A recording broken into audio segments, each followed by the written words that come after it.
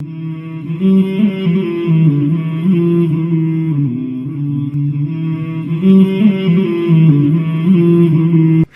میں ہر سال ایک کانفرنس ہوتی ہے جس میں بر صغیر کے بڑے سٹارز کو بلایا جاتا ہے. اس میں جو سپر سٹار ہوتا ہے وہ وہاں کا چیف گیسٹ ہوتا ہے. اس کے لیے وہ ویمبلے ہال ہے, اس میں بہت بڑا اس کا سینٹر میں خیمہ لگتا ہے, باقی خیمے چھوٹے چھوٹے ہوتے ہیں چاروں طرف. پاکستان سے صرف 4 نوجوان بلائے گئے وائٹل سائنس کے, جنید اور اس کے 3 ساتھی. کہنے لگے میں جب انٹر ہوا تو میں نے چیف گیسٹ کا جب دیکھا خیمہ تو امیتابھ بچن کا تھا, تو اس کا نام ایسے بلبس کے ساتھ سپارک کر رہا تھا. تو ہم اس سے ملنے گئے تو وہاں بیٹھے بیٹھے مجھے خیال ہے کہ جنید کبھی تو بھی یہاں کا سپر سٹار ہو سکتا ہے؟ تو میں نے خود ہی کہا کہ نہیں تیری اتنی اوقات نہیں. 97 میں ملاقات ہوئی. سن 2000 کا جو فنکشن تھا اس میں یہ کہتا ہے جب میں گیا ہوں تو اس میلے کا چیف گیسٹ جنید جمشید تھا, اور میرے نام کا بہت بڑا وہ اسی طرح بلب جل رہے تھے. مجھے اندر بٹھایا. جب میں بیٹھ گیا تو میں نے اپنے آپ سے سوال کیا, جنید جس سکون کو ڈھونڈتے تھے وہ مل گیا؟ تو اندر سے آواز آئی کہ عزت تو ملی ہے, سکون نہیں ملا. کیا میرے اپنے اندر کی آواز تھی. عمران بشیر صاحب مجھ سے کہہ رہے تھے ایک واقعہ لوگوں کو سناؤ. 1992 میں ویمبلی ارینا ہے, بہت بڑا ارینا ہے, 18 19 20 ہزار آدمی ادھر پروگرام دیکھنے آتا ہے. تو ہمیں بھی بلایا گیا. وہ پروگرام میں تھے انڈین آرٹسٹ تھے, امیتابھ بچن, سلمان خان, 4-5 اور بھی 6-7 بہت سارے تھے. یہ وہ دور تھا کہ انڈیا پاکستان ایک دوسرے کے ساتھ اس طرح کے شوز کر لیتے تھے. تو کر بھی لیتے تھے تو اگر بلانا بھی ہوتا تھا ان کو تو کس کو بلائیں, پاکستان سے کس کو بلائیں. پاکستانی آرٹسٹوں کو لوگ جانتے ہی نہیں تھے, پاکستانی نہیں جانتے تھے تو انڈینز کیا جانیں گے. ان کے بڑے بڑے سپر سٹارز تھے. ہم ویمبلی ارینا میں تھے, پیچھے ہمارے کمرے تھے, چھوٹے چھوٹے کمرے, لائن سے ایسے جیسے وہاں تک کمرے ہیں, لائن سے کمرے تھے. وائٹل سائنس, اکشے کمار, ان کی میں ایکٹرسوں کے نام بھول گیا ہوں, فلانی پھر فلانی, سلمان خان, شاہ رخ خان, عامر خان, ایسے کمروں کے نام تھے. تو ہمیں جو سٹیج مینیجر تھا وہ بھی کوئی ایک انڈین تھا, اس نے بلایا کہ بھائی امیتابھ بچن سب کو بلا رہے ہیں بتانے کے لیے کہ کل پروگرام کیسے ہوگا. تو ہم مطلب ابھی تھوڑی دیر میں پروگرام ہونے والا تھا, 1.5-2 گھنٹے میں. اب ٹینشن بھی شدید کہ یار اب یہ انڈین آرٹسٹوں کے سامنے ہم کیا جائیں گے, یہ تو اتنے مشہور ہیں. خیر ہم نے کہا یار کوئی نہیں, جاتے ہیں, کوئی اپنے بھی سننے والے بیٹھے ہوں گے ادھر. جب میں گیا ہوں نا تو ایک بڑا سا ڈور تھا, اس کے اوپر ایسے لکھا ہوا تھا امیتابھ بچن ڈور کو. تو جب وہ ڈور کھلا نا, وہ کمرہ نہیں تھا, وہ تو ایک اعلیٰ قسم کی سویٹ تھی, بڑی سی 3 کمروں کی, جیسے کسی ہوٹل کا بھی کیا کمرہ ہوگا جو وہ کمرہ تھا اندر سے.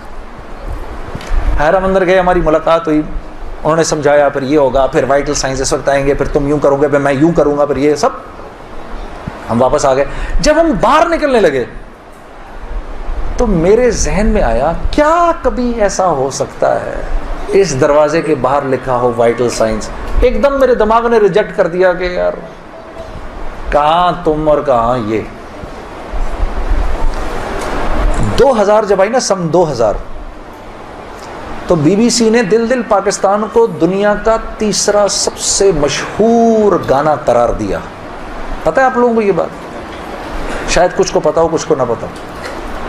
اور ووٹ کس نے دیا؟ آپ ہی نے دیا. کوئی دل پاکستان کوئی وینیزویلا کا رہنے والا تو نہیں سنے گا, آپ ہی لوگوں نے بولا. انہوں نے کہا پوری دنیا میں 10 مشہور ترین گانے, اس میں سے 3رے نمبر پر دل پاکستان ہے. تو میں نے ان سے پوچھا پہلے نمبر پہ کون ہے؟ انہوں نے کہا وہ ایک चाइना का एक फोक सॉन्ग है, तो सिंगर किधर है? उसने कहा सिंगर को तो मरे हुए 300 साल हो गए। और इंडिया का कौन सा है? इंडिया का ये है, उसका सिंगर कहाँ है? उसको भी मरे हुए 200 साल हो गए। और मैंने कहा बाकी किधर हैं? कहने वो जितने भी 10 गाने वाले हैं उनमें से फिलहाल आप ही जिंदा हैं। अच्छा, तो मैं कल्ला ही बंदा जिंदा था, मुझे वेम्बली एरिना में बुला लिया मुझे, चलो एक तो है जिंदा, तू ही आ जा। तो मैं आया ना उस वक्त, तो जब वो उनकी गार्ड वार्ड ले जाके मुझे लेकर किस कमरे में लेकर गए, जिस कमरे के बाहर 8 साल पहले क्या लिखा था और अब क्या लिखा था, जुनेद जमशेद। मैंने वो देखा कमरा, देखते ही मुझे एकदम 8 साल पीछे चला गया मैं। और मैं पहले बाहर खड़ा उसको देखता रहा। मैंने कहा या अल्लाह, ये तो तूने सोचों से भी पहले कर दिया। तबलीग में मैं लग चुका था, मेरे आखिरी दिन थे। आप लोगों से शेयर कर रहा हूँ। फिर मैं गया, मैंने जाके नमाज पढ़ी, उधर 2 रकात पढ़ी, शुक्र किया।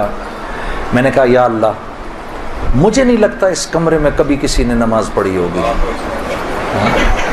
इसी बात को याद कर लें उस दिन, इसी बात पे छोड़ देना मुझे। तो मेरे अजीज दोस्तों, इज्जत के खजाने मोहम्मद सल्लल्लाहु अलैहि वसल्लम की निस्बत से हैं। हर फनकार पे एक वक्त आता है कि वो सिसक के मर रहा होता है। 99.9 हमारे शोबिस के लोग इस तरह दुनिया से गए हैं कि मिट्टी डालने वाला भी मुश्किल से कोई मिला और जनाजा पढ़ने वाला भी कोई मुश्किल से मिला। हर फनकार पे जवाल है, चूंकि दुनिया नाम ही जवाल है। यहाँ जवानी के पीछे बुढ़ापा है, सेहत के पीछे बीमारी है, उरूज के पीछे जवाल है, इम्तिहान का जहान। अभी उसे जवाल नहीं था। सन 2000 में वो पीक पर है और 2001 सितंबर उसने बिस्तर उठाया और 4 महीने के लिए तबलीग में चला गया। और उसने दुनिया की इज्जत को ठोकर मारी, दौलत को ठोकर मारी, शोहरत को ठोकर मारी। अक्टूबर में मुझे उसका फोन आया बालाकोट से। कहने लगा मौलाना, मैं बालाकोट की एक पुरानी मस्जिद में हूँ, जमात, बाहर टूटा हुआ फर्श है, उस पर एक फटी हुई चटाई है, उस पर मैं लेटा हुआ हूँ और जो सुकून मैं म्यूजिक में 5 स्टार होटल्स में ढूंढता था वो मुझे इस फटी हुई चटाई पे मिल चुका है। मुझे यूं लगता है मैं हवा में उड़ जाऊंगा। अल्लाह का सायरन, अला कुरान में अरबी में सायरन की तरह के, सब तवज्जो करो, अला एक सायरन की तरह अला। तो अला के बाद अल्लाह कहता अला, सुनो सारे गौर से, बिज़िक्रिल्लाहि तत्मइन्नुल कुलूब। इस दिल को सुख देना चाहते हो तो अल्लाह की याद के सिवा कुछ नहीं, न सागर, न मीना, न रंग, न बू, न रोशनी, न शोहरत, न इज्जत, न दौलत, न बुलंदी, न पस्ती। ये दिल कुछ नहीं जानता, ये सिर्फ अल्लाह को जानता है। इसे अल्लाह दे दो, फिर मौज करो, फिर तख्त पर भी मुस्कुराओ और तख्ते पर भी मुस्कुराओ। तो कहा मौलाना मुझे अल्लाह ने वो सुख दे दिया, मुझे वो सुकून अल्लाह ने दे दिया। 4 महीने लगे, इम्तिहान आ गया। आप भी तो इम्तिहान लेकर ही पास करते हैं, बगैर इम्तिहान के तो नहीं। इम्तिहान आ गया, म्यूजिक के सिवा जानता कुछ नहीं। तो मुझे फोन आया कि मौलाना आज मेरे घर में 100 रुपया नहीं कि माँ की दवा ले सकूं या बिजली का बिल दे सकूं या पानी जो सबसे थोड़ा बिल होता है वो बिल दे सकूं, कुछ नहीं मेरे पास, सब खत्म। मैंने कहा इंशाल्लाह सुबह होने वाली है, डरो नहीं, ये पेपर हो रहा है, जल्दी रिजल्ट आएगा, देने वाला बड़ा सखी है। घर बिक गया, कोई मेरा घर बिक रहा, मैं कहा भेज दो, म्यूजिक की कमाई अल्लाह इससे अच्छा देगा। घर बिक गया, फिर अल्लाह ने उसका हाथ पकड़ा, 1 साल के झटके आए, सिर्फ 1 साल। फिर मुझसे کہا کہ مولانا مجھے اللہ نے حلال میں اتنا رزق دیا ہے کہ میں نے کبھی میوزک میں سوچا بھی نہیں تھا. اللہ کے ساتھ سودا کیا. کہتا تھا مولانا میں ایسے مرنا چاہتا ہوں کہ اللہ مجھ سے راضی ہو جائے. میں ایسے مرنا چاہتا ہوں. پہلے کم ہی یہ دعا مانگتا تھا. جب سے وہ گیا تو میں نے بھی بڑے زور شور سے روزانہ یہ دعا مانگنا شروع کیا کہ یا اللہ جب دنیا سے جائیں تو ہم سے راضی ہو. ایسی موت نہ دینا کہ تو ہم سے ناراض ہو. تیرے سامنے کھڑے ہونے کے قابل ہی نہ ہو. ایسی موت نہ دینا.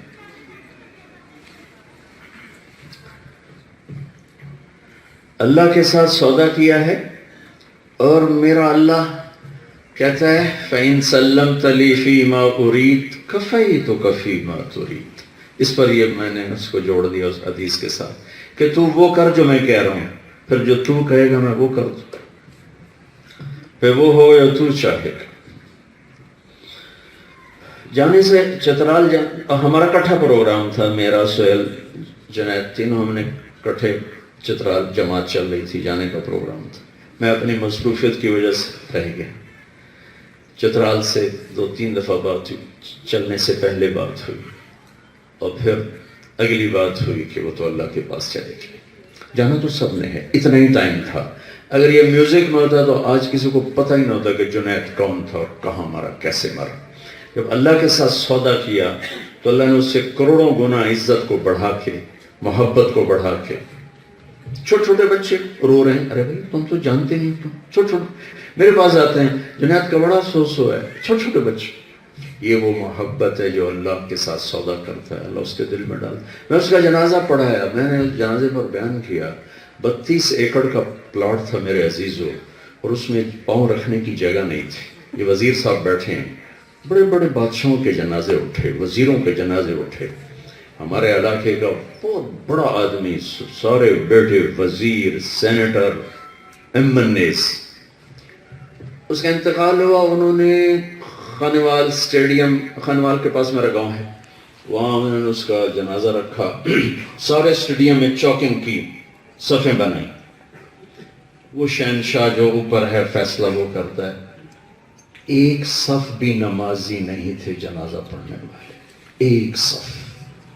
اور ہمارے ضلع کا سب سے بڑا آدمی تھا دنیاوی سٹیٹس کے لحاظ, مال کے لحاظ سے, سٹیٹس کے لحاظ, اور ایک صف جنازہ نہیں تھا. تو انہوں نے شرمندگی میں ایک صف کو توڑ کے 2 صفیں بنائیں کہ چلو کوئی بھرم رہ جائے. اور جنید کے جنازے میں آنکھوں سے دیکھ رہا ہوں. 32 ایکڑ کا پلاٹ ہے اور پاؤں رکھنے کی جگہ نہیں جب صفیں بنی. اور جب نماز شروع ہوتی ہے, یا میں اپنے باپ کا جنازہ, ماں کے جنازے پر تو میں تھا نہیں, میں حج پہ تھا, میں نے باپ کا جنازہ پڑھایا, مجھے اپنے پر قابو نہیں تھا. میں نے جنید کا جنازہ پڑھایا, مجھے اب بھی قابو نہیں ہے, اور اس وقت بھی قابو نہیں تھا. تو جب جنازہ شروع ہوتا ہے تو خاموشی چھا جاتی ہے. اب مسورات کو تو تجربہ نہیں, لیکن ہم مرد شریک ہوتے رہے. جب اللہ اکبر ہوتی ہے تو سناٹا چھا جاتا ہے. یہ واحد جنازہ ہے میری زندگی کا, میں نے اللہ اکبر کیا ہے.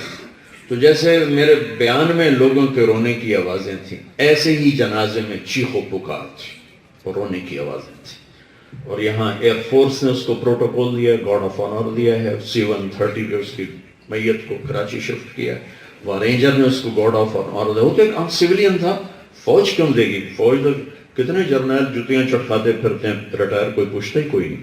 اس نے اللہ کے ساتھ سودا کیا تھا, اپنے اللہ کے ساتھ سودا کیا. اللہ کے لیے اپنی دنیاوی وجاہت, عزت, شہرت کو ٹھوکر ماری. میں تمہیں اصلی دوں گا, یہ تو کچھ بھی نہیں. تو میرے عزیزو, نوجوان بھی ہو, ادھیڑ عمر بھی ہو, بڑی عمر بھی ہو, مرنے سے پہلے اللہ سے سودا کر لیں. یہ امتحان کی جگہ ہے. آپ عورت ہیں, آپ کا بطور عورت امتحان ہے. ہم مرد ہیں, بطور مرد ہمارا امتحان ہے. یہ معذور بچہ ہے, اس کے ماں باپ کا امتحان ہے, اس کا امتحان. ہم صحت مند ہیں, ہمارا صحت میں امتحان ہے.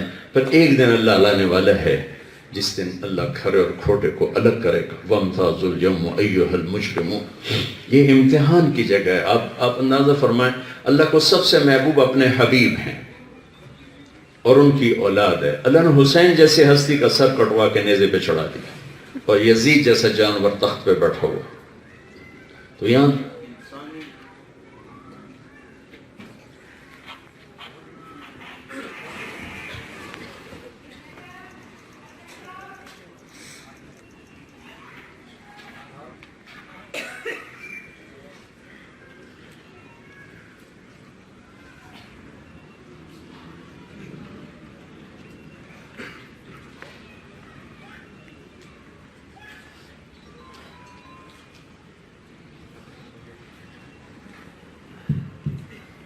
تو میرے عزیزو، آپ نوجوان ہماری نسل ہو، ہمارا سرمایہ ہو، چند مختصر سی چیز ہیں زندگی میں داخل کر لیں، زندگی خوبصورت ہو جائے گی۔ اپنے زندگی میں سچ کو شامل کر لیں، جھوٹ نہیں۔